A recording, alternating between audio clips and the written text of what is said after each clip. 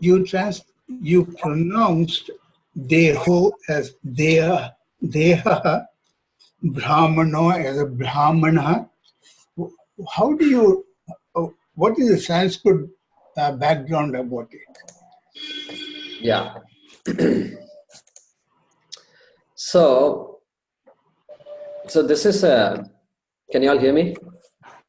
Yeah. Yes.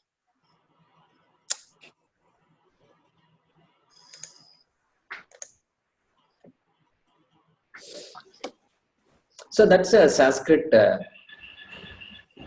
peculiarity. So when this so brahmanaha is there. So brahmanaha, there is a visargaha at the end of the word. Right. Shudraha. So like that, Ramaha. There's the visarga. So when a word with the visarga at the end is followed by an akara. Akara means the letter A. So then that visarga drops, and not only the visarga drops, but the A that is there. So Brahmana, right? If you drop the visarga, you are left with Brahmana. So the last letter is A, and the A. And if you want to literally go into the rules, there is a ukara that comes, and A plus U is there, and then the A plus U becomes O. That is how you literally get Brahmano. And then the A of the Aham also drops. The A of the Aham drops. The A of the Brahmana becomes O. And so you are left with Brahmanoham. You're left with Brahmanoham. I hope you're following me. Yeah. So there is a series of steps Panini describes to explain this process. And so that is one thing. So that's why you have this Brahmanaha, Aham will become Brahmano, and then the Akara of the Aham drops, so there is only Hum left. Hum left. So that's why you say, you've heard this famous statement, Soham. Soham. Yeah. So there is a friend who has named his son as Soham. So very interesting. So Soham. So how does Soham come? Saha. Aham. Saha Aham. That is what it is. Saha Aham. So because the visarga is followed by an akara. Yeah. Same process happens. That visarga drops, then sa becomes so, and then the akara of the aham drops, and therefore it is soham. Okay. That is the process that's going on here. Okay, got it. Thank you. Thank you. And while we are talking like this, we might as well talk about these other things. See, if you look at many of these words, let's pick a sentence. Sangha Satarupaha.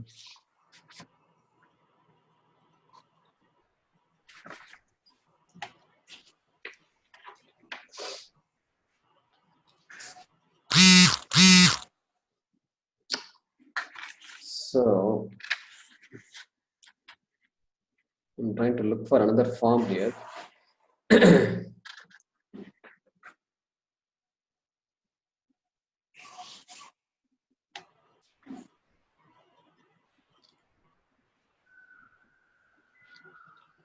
Yeah, so you get words like Ramo Gacchati. So Ramaha Gacchati means Rama goes. So when you look at that, Ramaha Vanam Gacchati. Ramaha Vanam Gacchati. Rama goes to the forest. So there what you will find is Rama, you won't see Ramaha there. You will see Ramo. Ramo Vanam Gacchati. Ramo Gacchati. Like that you will find. So there also the same thing happens to the drama. Visarga drops, Akara becomes O. So Brahmanaha becomes Brahmano Gacchati. Ga is a soft consonant. whenever a visarga is followed by a soft consonant, what is a soft consonant? Ka, kha, hard consonants, ga, ga, soft consonants, ga, ga, nga, soft consonants. So like that, this third and the fourth, they're all soft consonants. And so when a visarga is followed by a soft consonant, then the visarga drops and the akara there becomes a okara. Ramaha, Rama becomes Ramo. That's it. That's only transformation. Ramo gacchati. From the gacchati, nothing drops because the ga and all cannot drop. Only the akara will drop. When there is an akara there, it will drop like Ramoham. So you might see often you will see this O. We keep when we chant, we keep repeating. We bring the visarga whenever there is a O. You may have seen that, right? While we chanted here many times. Yeah. I'm trying to look for an example. I'm not able to see it. Shivoham. Okay, Shivoham, same thing as this Brahmanoham. No, in this Tattvabodha, I'm looking for an example. I'm not getting it. Yeah, so Annamaya, I can see it here. One. Palchakoshaha ke, he asks, right? And then to which the teacher replies, Annamaya, Pranamayo, Manomayo, Vijnanamaya, Anandamayascheti. So this is 36, line number 36 of the first chapter, probably 1.36. Okay. Okay. So look at that, very interesting. It should be what? Annamayaha, Pranamayaha, Manomayaha, Vijnanamayaha, Anandamayaha. Or masculine gender. That's how it should be. But you don't see that here. You see Annamayaha. And then you see Pranamayo. Because the Makara is soft. So Pranamayaha has become Pranamayo. Then Manomayo. Because the Vakara, Va of the V is soft. Therefore Manomayo. Then look at that. Next one is interesting. It is Vijnana Maya. I don't know how it says in your book. Vijnana Maya it should say, correct? Vijnana Maya. So it is neither Vijnana Mayo nor it is Vijnana Mayaha. It is Vijnana Maya. So there the rule is, if the visarga is followed by any vowel other than akara, the visarga is followed by any vowel other than akaraha. Here it is akaraha. Then the visarga drops. Just drops. That's the rule. Therefore, Vijnana Maya. Okay. And the first word is Annamayaha. Why that did not change? Because the prana, the pakara is a hard consonant. Hard consonant. Right? Yeah. Hard consonant. Therefore, there is no nimittam. There is no cause for that visarga to change. And it remains as Annamaya. So that's a good example to see all the different modifications of a visarga. Did you all follow that? Yeah. Mm. I do. And next question is Annamaya Kaha. So there also Annamayaha remains Annamayaha because Ka is a hard consonant. Correct. Yeah. So is the same rule applies for the Brahmano na, Shudro na? Correct. Shudro na. Correct. Exactly. Yeah. The second part of that sentence. Same thing. And why does that happen? Now is a soft consonant. Correct. Na is a soft consonant. Soft consonant. Correct. Correct. Na is a soft consonant. Brahmano na, Shudro na. Then Sandhi, we are about to, in our Sanskrit class, we are about to get into Sandhis. So in that same sentence, you will see last about the, before Dridha Nischayaha, there is a Ruposmi Ti. Correct? Ruposmi. Yeah. So right there, you already see Rupaha Asmi. Therefore, Ruposmi. Then Asmi and Iti have become Asmiti. So Asmi ends with a Haswa Ikara, a short E, followed by Iti, which is also a short E, begins with a short E. Short E plus short E is equal to long E. Therefore, asmiti. Asmiti. It's called Sandhi. Sandhi rules in Sanskrit. So wonderful, because these are all specific rules and they're always followed. And so the ambiguity, there is ambiguity is very, very less in Sanskrit. And I say very less because sometimes I've seen this and that, some exceptions are there. But the exceptions are also enumerated. So therefore everything is programmable. Programmable. Good. So we have only one more topic left, and that is called karma. And not a difficult topic. We will cover it and finish it shortly. I have a question, Jackman. Yeah. So we said, a few classes before, I think it's one of those classes I missed. I was watching the video and where we said we are all part of Ishvara, same Atma, part of his Atma. So that's how he says that both are same. And then I think somebody asked this question, and then we talked about that Brahma Vakyam and all that. So when we say Narayana Namaha or Namah Shivaya or something, so since I am also part of God, should I say Namah Mahyam? Namaha Mahyam.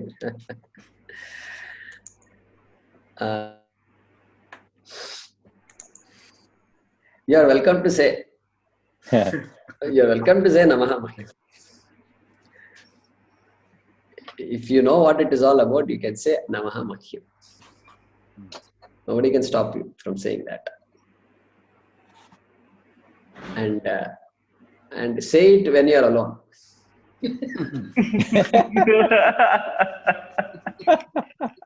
Okay.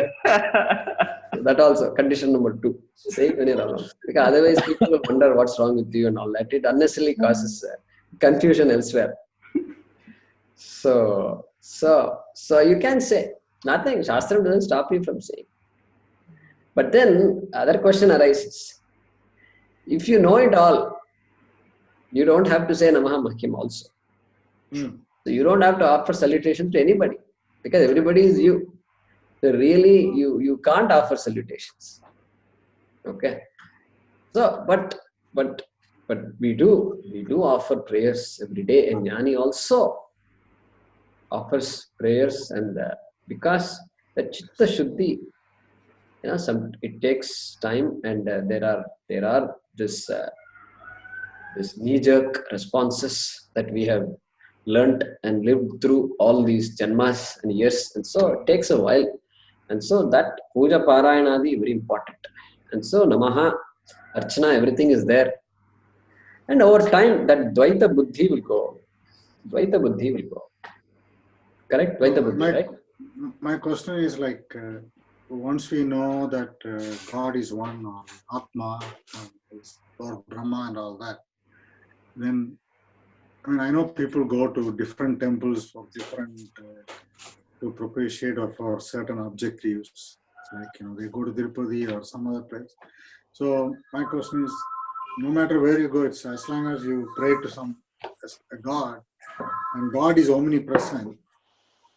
So why to go to all these different people just for praying?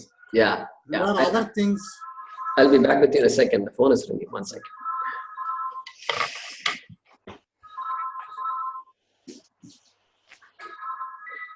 Hello.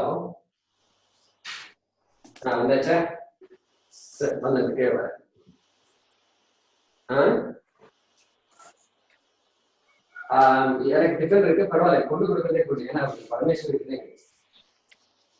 அப்படியே கற்றுக்கிட்டோம். போதுமா? சரி, right.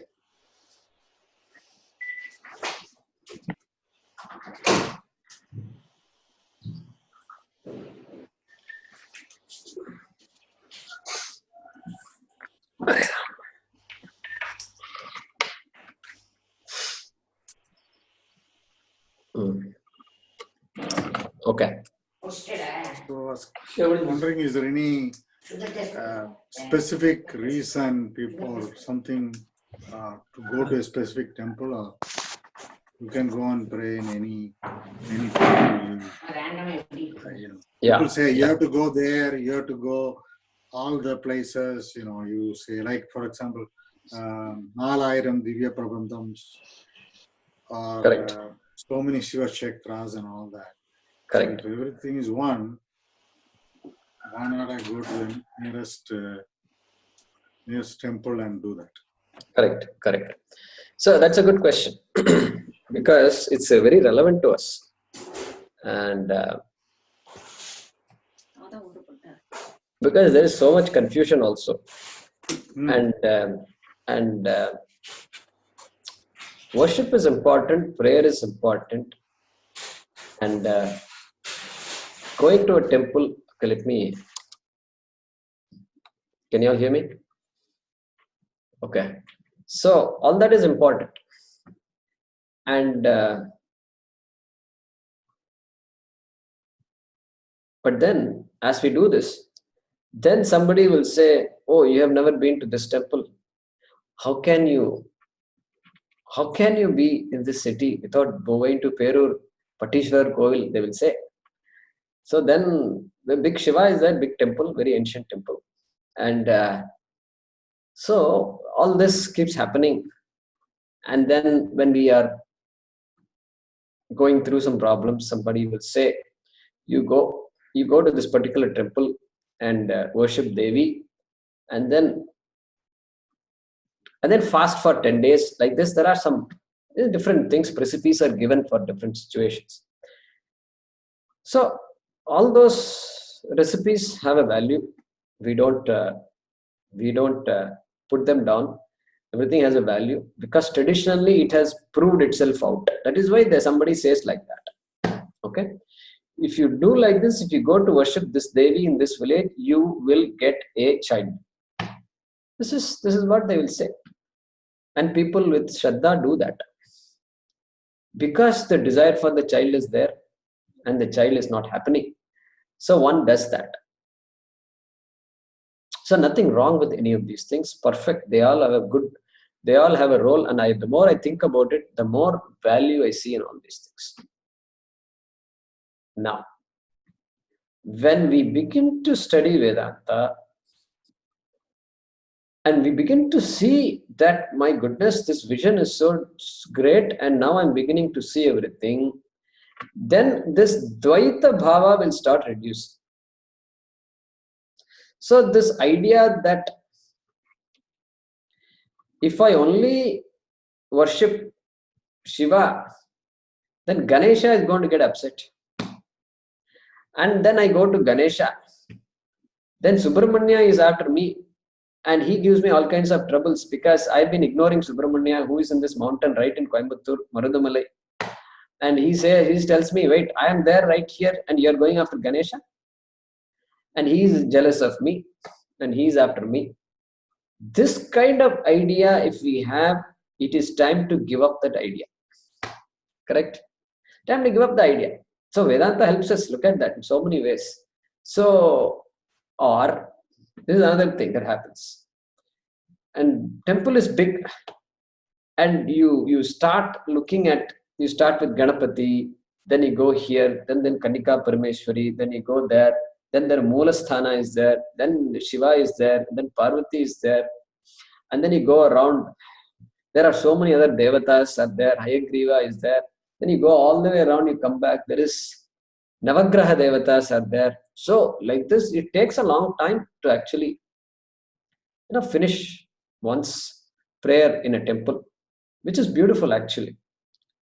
But then as we study Vedanta, we begin to focus on one devata.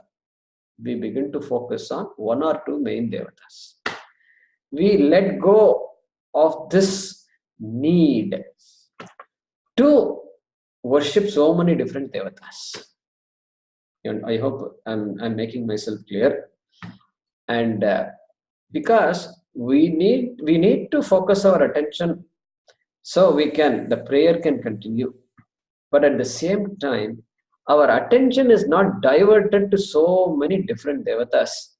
And I rather focus on one devata, say a prayer, sit for a while, meditate on that devata, and the results will be even more magnified. Okay, this is how our life transforms when we, as a student of Vedanta, that is what I mean. And so that's an important transformation that happens in our life. And then now, why do you worship God when you are God? If somebody asks, that's what I think we covered this. I think we covered this before, and we say you're not obligated to worship God. No, you're not. You are enlightened. In fact, we will do puja to you. Come, sit down. I will do a whole Ashtottara Namavali I can do for you. I will invoke Ganesha in you and do it. If you can handle that, then you're good. You're good. Okay, I think I have to go now because the I attendant think is one not. more thing. Yeah. I think we go to ancient temples. Each temple is the deity is sitting on a yantra. That yantra is more powerful, and it has been installed by various rishis and some famous temples. All the famous temples in Tamil Nadu, there is a samadhi of big rishis. For example, Srirangam, Ramanuja's samadhi is there. Like that, they have constructed as per agamas. That is all the three times it is closed. Correct. And that's all there. So mantra is chanted there for immemorials. And we go for our well-being, not for the God. correct. That's why everything has a value. Everything has a value, and we continue to. There is so much available to us, and we should use it, and we must use it. But after a point, there are these things become diversions. That is what I'm saying. And you go to Tiruvayar, very important, because Tyagaraja has son, his presence you can feel when you go to Tiruvayar. And so you get that vibrations from there. Very important. So all of these are important. Every kshetram, every temple in every village has so many stories to say. We will be so amazed, and we must go to all these temples. But you focus on one temple, your temple. There is a Grama Devata. You have your lineage. You go to that temple and get that energy, and you take care of that. That is what I would say. As a student of Vedanta, it is not necessary for you to go to Rameshwaram to Vaishno Devi all the way to Jammu and Kashmir. You don't have to worry. Oh, I'm not been to Vaishno Devi and I'm getting old and what to do like that. This kind of worries you don't have to have. That is what we eventually have to learn. And so obviously the person sitting in the north has no chance of coming to Rameshwaram. And person sitting in Tamil Nadu has not even heard of Vaishno Devi in Kashmir. And what? Are both of them going to hell or what? And so we can't, so we don't have those kinds of problems. And so we say everything is available like a library. So many books are there. You are not going to read every book in the library, can you? Your time is not practical. You take some advice and then pick up a few books and few references. You pick up and you get the knowledge, and that's it. Library has served its purpose. And you shouldn't say, I never visited the third floor of the library and all that. There's no need.